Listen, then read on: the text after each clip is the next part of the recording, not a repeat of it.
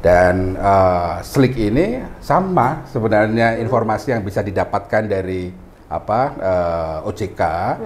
Jadi masyarakat yang membutuhkan informasi terkait dengan historis keuangannya, nah, itu bisa mengakses melalui slik ini. Nah, banyak yang tidak mengira kalau pay letter itu berupa data talangan, bukan kredit. Padahal pay letter itu adalah kredit. Kemarin kan dari Bareskrim itu tahun lalu kan sangat kenceng itu ya, memberantas pinjol ilegal.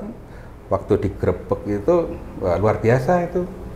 Ada 30 ya, sekitar 20 sampai dengan 30 pinjol ilegal itu ownernya cuma satu. Ya. Gitu. Bahkan tuh kayak kalau yang itu yang legal apa bukan ya Pak ya? Kalau ada yang debiturnya nggak bayar terus wajahnya diposting sama mereka itu. Itu dipastikan yang ilegal ya. Kenapa?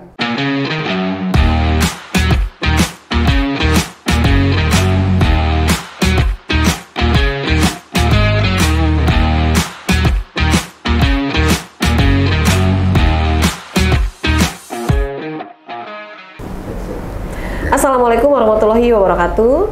Tabipun.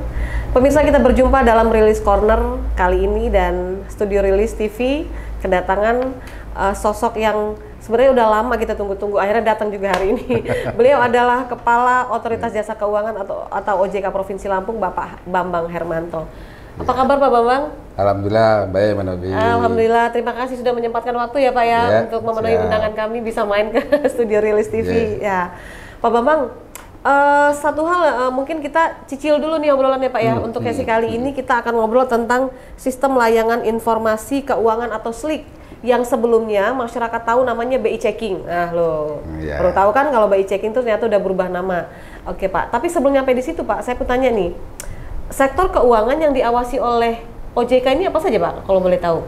Ya, jadi masyarakat juga perlu memahami nih bahwa OJK ini terbentuk juga belum terlalu lama nih, Mbak Novi.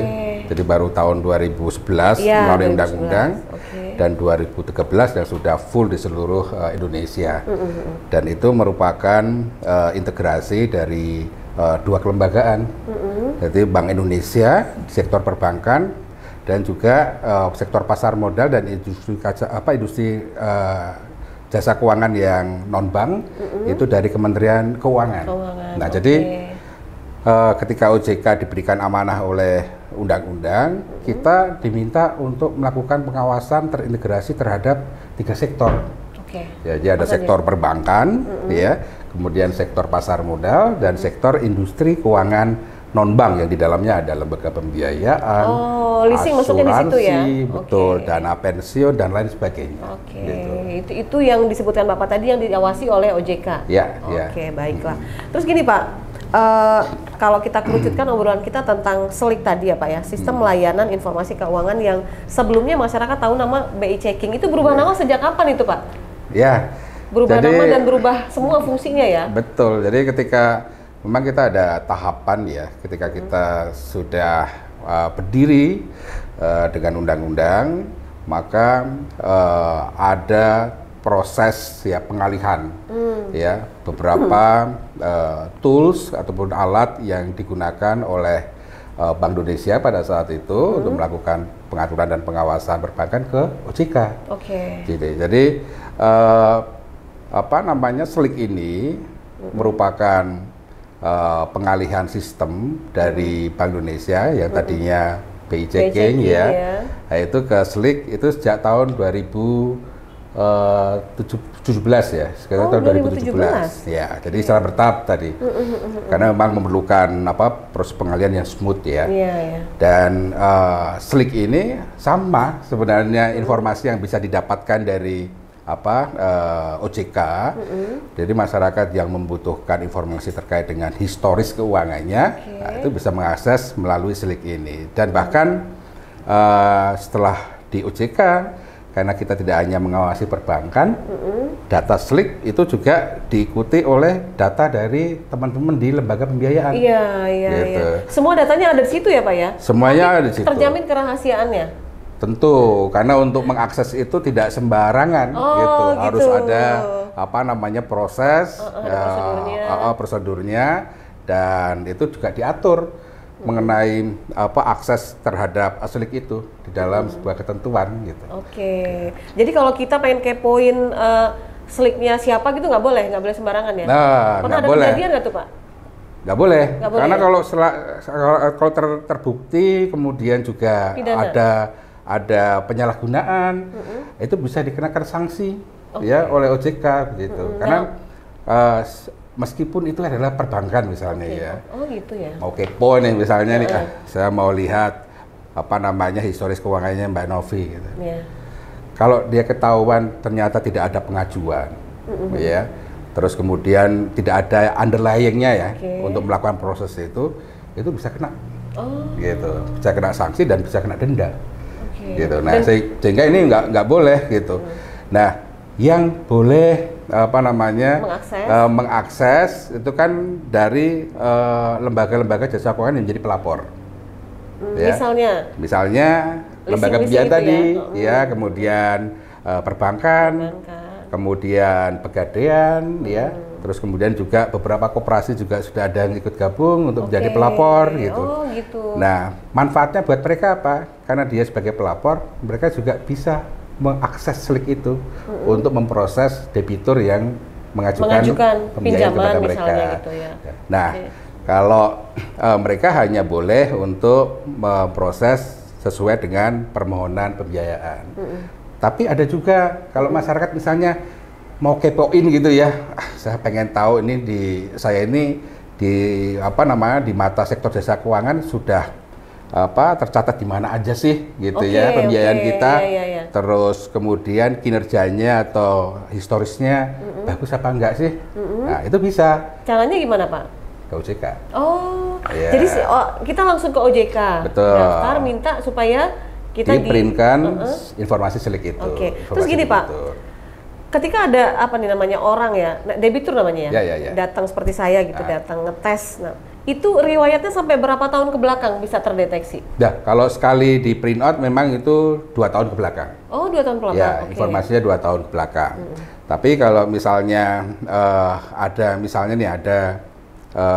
biasanya kan ada yang mau mengajukan slik ke OJK itu kalau mereka mau mengajukan pinjaman. Daripada ditolak di sana, saya ngecek dulu nih, gitu ya. Kalau bersih baru mereka nanti ngajukan. Atau dia mau ambil barang gitu bisa juga ya, mau kredit gitu ya. Nah, mereka harus memastikan dulu. Terus kemudian ada juga yang saya dulu pernah ada tunggakan, tapi sudah saya lunasi nih, ya. Kemudian mereka mengajukan ke bank, ternyata ditolak. Di bank kan untuk mendapatkan slik kan tidak bisa untuk debiturnya. Mereka datang ke OJK, mau ngecek apa sih yang menyebabkan ada historis yang jelek di keuangan saya, itu bisa datang ke OJK. Nah, nanti petugas OJK akan menjelaskan, ini loh Bu, ini meskipun misalnya sudah dibayar, tetapi masih ada nih tunggakan kecilnya sehingga belum dinyatakan lunas. Nah, itu bisa. 2 tahun sampai 2 tahun terakhir? 2 tahun aja. 2 tahun terakhir. Berarti gini Pak, kira-kira salah nggak kalau kesimpulan saya? Misalnya kita ada debitur yang mau mengajukan pinjaman di bank. Kalau 2 tahun terakhir dia aman, berarti bisa? Nggak juga. Nggak juga? Nah, bagaimana tuh? Jadi riwayat sebelumnya, misalnya ada juga dia pernah bermasalah dengan pihak pembiayaan juga terdeteksi juga? Masih terdeteksi, masih terdeteksi.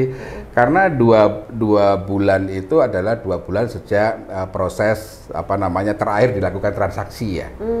Jadi kalau terakhir dilakukan transaksinya lunas, nggak ada masalah ya. Nanti di situ kalau boleh dibilang dia tidak mengajukan lagi, berarti 0 aja terus nihil kotak-kotak kolom per bulannya itu. Artinya dia tidak ada tunggakan ataupun tidak ada pinjaman gitu ya. Tapi kalau terakhir kali mereka transaksi itu masih meninggalkan catatan tunggakan, gitu ya, artinya dia itu menjadi kredit bermasalah, itu akan masih terbawa itu, iya masih terbawa sampai dia menyelesaikan kewajibannya. Nah, jadi memang masyarakat harus hati-hati juga ini, karena kalau mereka sudah melakukan transaksi keuangan di lembaga jasa keuangan formal yang diatur diawasi oleh OJK, itu bisa seumur hidup itu catatan historis keuangannya. Bisa blacklist seumur hidup tuh nggak bisa pinjam-pinjam ya. Nggak bisa ada hubungan sama perbankan kalau gitu. Nah terus gini Pak, itu riwayat kan artinya bisa aja 10 tahun lewat masih terdeteksi ya? Masih ya? terdeteksi. Solusinya supaya orang ini bersih lagi gimana Pak? Supaya hilang nama? Ya, jadi sampai dengan saat ini yang diatur di ketentuan tetap mereka harus menyelesaikan kewajibannya. Gitu. Dan nanti setelah mereka menyelesaikan kewajibannya, mereka akan dapat istilahnya surat pelunasan hutang ya. Nah itu memang harus dipegang nih ya oleh debitur. Kenapa? Karena ada juga ini yang masuk di pengaduan kami. Pas saya ini melakukan pelunasan, tapi kok kami waktu mau mengajukan kredit lagi di bank kok ditolak juga, katanya belum lunas. Nah ternyata ada juga yang lembaga jasa keuangan sebagai pelapor itu dia belum mengupdate. Nah ini kesalahan dari pelapor. Nah ini pasti nanti kita akan lakukan pembinaan nih, dan kita kasih sanksi denda gitu. Nah bagi debitur yang melakukan pengaduan, kita akan klarifikasi kepada lembaga jasa keuangannya kalau memang ini sudah lunas harus diupdate dong, karena merugikan konsumen atau debiturnya. Betul.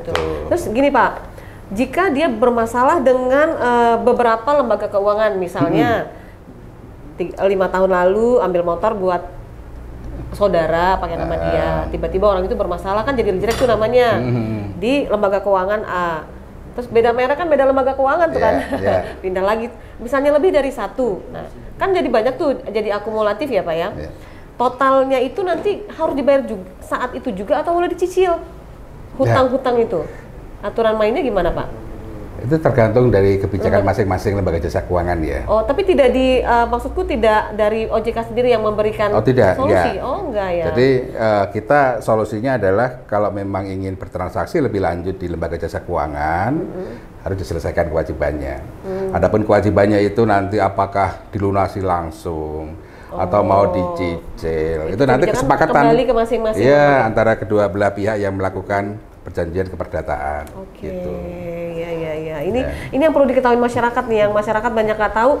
Dulu tuh beberapa tahun lalu sempat ada statement bahwa enggak, BI checking itu dulu masih namanya BI checking. BI checking itu kalau udah 5 tahun hilang dengan sendirinya, katanya bersih lagi namanya. Nah, itu yang kita perlu luruskan juga ya. Artinya kalau udah kejadian 15 tahun lalu pun masih terdeteksi. Tapi kalau lembaga keuangannya udah tutup gimana tuh Pak? Kalau lembaga keuangannya sudah tutup, berarti kan nanti dia tidak jadi bank pelapor lagi ya. Nah, bisa saja nanti berarti nanti sudah bisa jadi dianggap lunas atau gimana? Mungkin masih tercatat di database kita gitu ya. Tapi mungkin jadi tidak update lagi karena tidak ada laporan lagi di setiap bulan kan mereka wajib lapor. Gitu. Makanya mereka jadi Slick ini menjadi sangat informatif karena setiap lembaga jasa keuangan yang mau mengakses Slick wajib untuk melaporkan data pembiayaan atau kreditnya itu dengan valid dan akurat. Gitu. Apakah sejauh ini mereka selalu akurat dan valid Pak? Apa harus ditegur-tegur juga kan? Ya kalau misalnya tidak akurat dan valid kena sanksi denda. Denda. Ya, jadi mereka nggak bisa main-main itu. Gitu. Jadi memang ada harus ikutin. Betul. Ada berapa jumlah ya Pak ya lembaga jasa keuangan yang di Lampung ini? Sejauh ini seluruh bank umum ikut ya. Kemudian juga bank perekonomian rakyat baik yang syariah maupun konvensional, juga lembaga jasa keuangan yang bergerak di leasing atau multi finance termasuk Pegadaian, PNM itu juga masuk juga. Nah kalau itu belanja online, all shop, pay later gitu masuk juga Pak? Nah ini menarik ini. Anak muda banyak yang bermasalah di situ. Karena sekarang itu ada perusahaan-perusahaan yang akan menerima para pegawai baru, disuruh untuk cek Slick-nya dulu. Silakan pergi ke OJK untuk nge-print out Slick terus kemudian nanti itu jadikan sebagai salah satu syarat atau dokumen untuk pengajuan lamaran kerja. Waduh. Nah ada case yang waktu itu kalau viral deh, ditolak. Tapi nggak semua kan, nggak semua perusahaan, hanya baru beberapa atau akhirnya mungkin perusahaan-perusahaan yang bonafit sekarang sudah mulai. Mulai ya. Kenapa? Karena di situ kelihatan karakter orangnya. Karakter orangnya. Nah ini yang harus diwaspadai juga kaitannya dengan tadi belanja-belanja online. Nah, benar. Sekarang itu kan semakin dimudahkan dengan adanya produk kalau di kami namanya Beno Pay Later. Beno Pay Later. Ya, Pay Later itu yang tadi dana talangan. Beno itu mungkin bentuknya kalau realnya di lapangan itu pinjaman tunai. Gitu. Nah, ini disediakan oleh lembaga pembiayaan dan perbankan. Nah, banyak yang tidak mengira kalau Pay Later itu berupa dana talangan, bukan kredit. Padahal Pay Later itu adalah kredit. Jadi berapapun kita menggunakan Pay Later itu, misalnya 10.000 untuk beli jajan di online atau 50.000 itu sudah tercatat sebagai kredit. Nah, kalau kita mengabaikan itu, tidak membayar, itu akan tercatat. Nah, terus itu bunganya gimana? Bunga berbunga terus berjalan ya Pak ya sebelum dibayar tuh gimana? Kalau ya tergantung dari perjanjiannya dari perjanjiannya. Tapi yang merugikan adalah bahwa kita secara historis keuangan sudah cacat di situ. Itu yang merugikan betul. Nah, padahal kan sekarang sudah banyak tren, saya nantilah pakai dana talangan ini dulu lah, pakai Pay Later itu. Berbeda dengan kartu kredit. Nah, kalau kartu kredit kan itu waktu kita menggunakannya ada jangka waktu 1 bulan, kita tidak akan dikenakan apa-apa sepanjang kita nanti pas jatuh temponya bayar. Tapi kalau Pay Later begitu kita menggunakan produk itu, maka saat itu juga kita sebagai debitur yang memiliki kredit dan itu sudah dicatat sebagai kredit. Mau dia mau ambil dalam bentuk barang atau apapun tetap aja udah sama hitungannya begitu. Kalau pokoknya akses Pay Later itu sudah jadi kredit aja, gitu aja lah. Gitu, baik. Nah, sekarang dengan pinjol gimana tuh? Nah, kalau pinjol ini untuk saat ini memang tidak masuk di dalam SLIK. Karena ada beberapa berita ada sekian ratus pinjol yang ditutup oleh OJK gitu. Itu gimana tuh ceritanya Pak? Ya, kalau pinjol ini kan kita harus tahu pinjol yang legal yang diawasi oleh OJK sama pinjol yang ilegal yang tidak berizin oleh OJK. Untuk tahunya gimana Pak masyarakat supaya tahu? Nah, bisa ke websitenya OJK. Nah, karena ada daftarnya di situ ya? Kita di situ selalu rutin untuk menyampaikan daftar pinjol atau namanya di kita peer-to-peer lending. Fintech peer-to-peer lending. Itu akan diupdate terus sama kita. Karena dulu hampir sekitar 150, sekarang tinggal sekitar 100-an yang masih punya perizinan dari kita. Legal lah kita sebut ya, yang legal. Ya legal. Karena berbeda proses bisnisnya. Kalau yang pinjol legal itu dia adalah sebagai platform yang menyediakan web gitu ya atau aplikasi yang menghubungkan investor sama yang butuh dana, gitu. Tapi kebanyakan kalau pinjol yang ilegal itu permodalannya bukan dari investor dari masyarakat, tapi biasanya dari mereka sendiri. Bahkan banyak yang di Tengare ya para pemodalnya itu adalah para pemodal yang melakukan money laundering. Kemarin kan dari Bareskrim itu tahun lalu kan sangat kenceng itu ya memberantas pinjol ilegal. Waktu digerebek itu luar biasa itu. Ada 30 ya, sekitar 20 sampai dengan 30 pinjol ilegal itu ownernya cuma satu. Cuma beda nama doang ya? Beda nama doang, dan itu yang menyebabkan banyak masyarakat terjerak. Kenapa? Misalnya dia akses di pinjol yang pertama, nggak bisa lunasi. Silahkan ini aja di cover. Jadinya melungker itu lingkaran setan, nggak selesai-selesai. Setelah itu juga ada, katanya ada kasus juga hanya pinjam di satu nih, tapi kok banyak yang lain ikutan nagih gitu, seolah-olah namanya juga jadi ikut masuk ke dalam pinjol yang satunya lagi. Jadi ikut-ikutan nagih lagi tuh. Itu masalah datanya. Betul, penagihan yang tidak beretika yang pertama itu. Yang kedua memang data itu kadang kalau tidak disampaikan kepada pinjol yang legal itu bisa disalahgunakan. Gitu. Bahkan tuh kayak kalau yang legal apa bukan ya Pak ya? Kalau ada yang debiturnya nggak bayar terus wajahnya diposting sama mereka itu. Itu dipastikan yang ilegal ya. Kenapa? Karena di fintech peer-to-peer lending itu sudah ada asosiasinya. Dan asosiasi itu yang menjaga etika bisnis dari para anggotanya. Dan di dalam ketentuan OJK juga mewajibkan mereka kalau mau berbisnis di fintech peer-to-peer lending wajib untuk menjadi anggota asosiasi.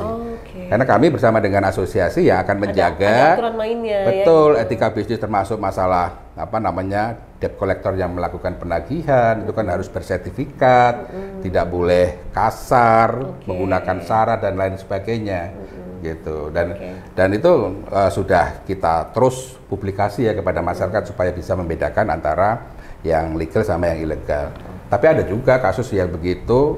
Nah, itu nanti yang akan kena sanksinya dari asosiasi dan dari OJK. Apabila ada misalnya penagihan yang tidak beretika dan menggunakan syarat dan lain-lain. Itu mungkin salah satu yang membuat mereka yang ratusan tadi itu ditutup itu tadi ya, karena kejadian-kejadian seperti itu. Ya, sepanjang itu tidak berizin, kita akan tutup bersama dengan Kementerian Infokom, kan mereka melakukan cyber patrol ya, dengan Barreskrim Polri juga.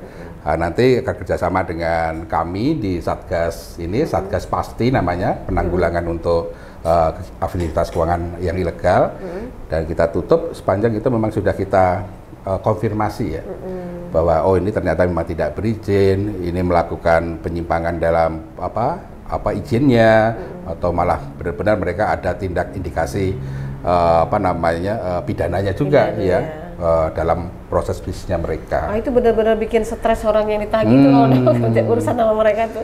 Jadi kita itu cukup prihatin karena tidak hanya dampak keuangan, tapi dampak sosialnya. Dampak sosialnya itu yang luar biasa gitu.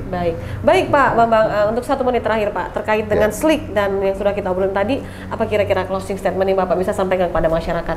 Ya, jadi masyarakat ini harus sadar bahwa ketika kita melakukan transaksi keuangan dengan lembaga jasa keuangan formal yang diatur, diawasi oleh OJK, maka mereka itu konsekuensinya akan masuk di sistem layanan informasi keuangan. Dan di situ historis kemudian kinerja keuangan Bapak Ibu sekalian itu akan tercapture di situ selamanya. Nah, jadi memang kita harus hati-hati melakukan transaksi keuangan. Selalu kita selain hak yang kita ambil juga kewajibannya harus kita penuhi dengan baik. Dan kalau ada masyarakat yang mau kepo tadi mau ngecek SLIK, boleh bisa datang ke OJK atau melalui permintaan secara online. Oh, bisa gitu, ya. Oke. OJK punya akun medsosnya, kalau Instagramnya namanya OJK_Lampung. Oke, jadi bisa di situ juga bisa ya. Baik. Jadi ini masyarakat harus tahu nih, sudah tidak lagi kita pakai nama BI Checking, udah pakai SLIK sekarang ya. Terus kalau bagi masyarakat yang pengen tahu namanya bagus nggak nih di lembaga keuangan gitu ya, boleh cek di OJK. Itu setiap hari dilayanin, ada kuotanya nggak Pak? Kalau untuk di kantor itu sampai dengan 100 permohonan, itu jam 9 sampai dengan jam 3 ya. Tapi kalau yang online itu masih dibatasi ya. Nasional ini masih sekitar 500-an. Tapi gitu. Offline banyak ya? Ya. Butuh waktu lama nggak sih kalau ngecek itu? Maksimal 2 hari. 2 hari, kita mengajukan dulu. Kita ajukan dulu, nanti kita akan proses, hari berikutnya akan kita sampaikan melalui email nanti. Gitu, jawabannya lewat email. Orangnya nggak usah datang lagi. Nggak usah datang lagi. Baiklah, terima kasih Pak Bambang Hermanto, Kepala OJK Provinsi Lampung, sudah menyempatkan waktu ngobrol dalam Rilis Corner bersama kami Rilis TV hari ini. Mudah-mudahan ini bermanfaat buat masyarakat dan menambah wawasan masyarakat yang nggak tahu jadi tahu nih. Terus kalau pengen ngecek jangan lupa langsung aja datang ke OJK, daftar dulu, nanti selanjutnya jawabannya akan diberikan via online. Terima kasih Pak Bambang, sehat selalu, ditunggu kehadiran berikutnya ya Pak ya. Mudah-mudahan kita bisa ngobrol lagi. Pemirsa, demikianlah obrolan kami dalam Rilis Corner kali ini bersama Kepala OJK Provinsi Lampung. Saya Novi Balga, mewakili kerabat kerja yang bertugas undur diri. Sampai jumpa dan wassalamualaikum warahmatullahi wabarakatuh. Waalaikumsalam warahmatullahi wabarakatuh. Thank you Pak. Terima kasih.